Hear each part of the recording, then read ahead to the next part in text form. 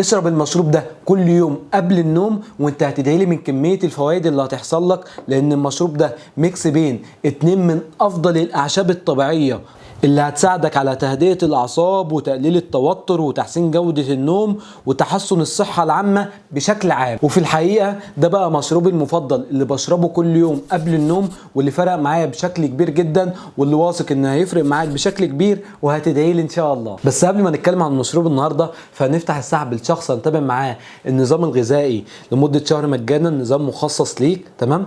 نظام التمارين بتاعتك برضو مخصص ليك مجانا، واستشارات طبية وتأهيلية لمدة شهر مجانا. تمام؟ كل اللي تعمله عشان تدخل معانا السحب ده انك تعمل لايك للفيديو ده عشان يوصل اكبر عدد من الناس، وتعمل اشتراك في القناة عشان يوصل لك كل جديد اول ما ننزله ان شاء الله، وتكتب تم في كومنت. تمام؟ هم الثلاث خطوات دول اللي هيدخلوك السحب، واخر الفيديو الجاي هنعلن عن نتيجة السحب ده ان شاء الله.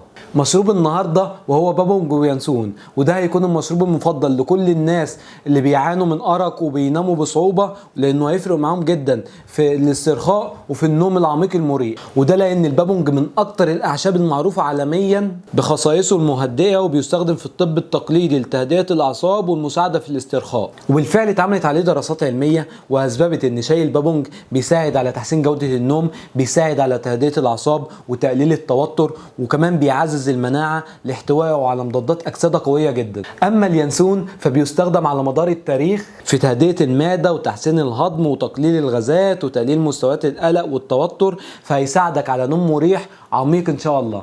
فميكس مشروب البابونج واليانسون عظيم جدا، وهيفرق معاك بشكل كبير انك تدخل في النوم على طول، ويساعدك انك تتخلص من الارق الموجود. فهيفرق معاك بشكل كبير جدا ان شاء الله لما تستمر عليه. وطبعا الميكس ده فيه منه اكياس جاهزه تقدر تجيبها من السوبر ماركت او من الصيدليات. تمام؟ او ممكن تروح عند العطار وتجيب بابونج جاف او بابونج مجفف. تمام؟ وتجيب ينسون وتحط معلقه صغيره من البابونج ومعلقه صغيره من اليانسون، تحط عليهم كوبايه ميه مغليه وتغطيهم وتسيبهم لمده 5 دقائق، وبعدين تشرب المشروب ده وهتدعي لي ان شاء الله. وممكن تحلي المشروب ده بسكر دايت زي ما انا بعمل، او تحليه بعسل طبيعي. العسل الطبيعي ليه خصائص مهدئه فهيعزز من قوه المشروب وهيفرق معاك برده بشكل كبير. وبجانب مشروب البابونج واليانسون ففي بعض النصايح كده اللي تفرق معاك انك تنام بسرعه جدا، وهو انك تعمل او تخلق روتين يومي ان انت كل يوم بتنام في نفس الوقت. تمام؟ خلاص بقت وقت محدد، بنام الساعه 11 كل يوم، فجسمك اصلا هيدخل في مرحله الاسترخاء على الوقت ده.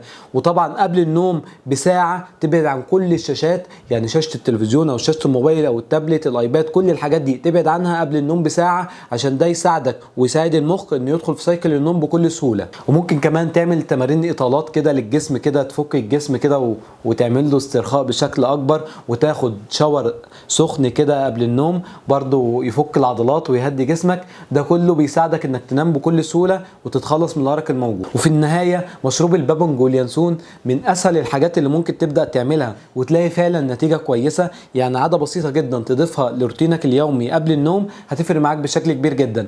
ولو بدات تشرب المشروب ده اكتب لنا في الكومنتات تجربتك كده وشجع غيرك وفيد غيرك طبعا. وطبعا ما تنساش تعمل لايك للفيديو ده عشان يوصل لاكبر عدد من الناس، وتعمل اشتراك في القناه عشان يوصلك كل جديد اول ما انزله. واشوفكم الفيديو الجاي على خير. السلام عليكم.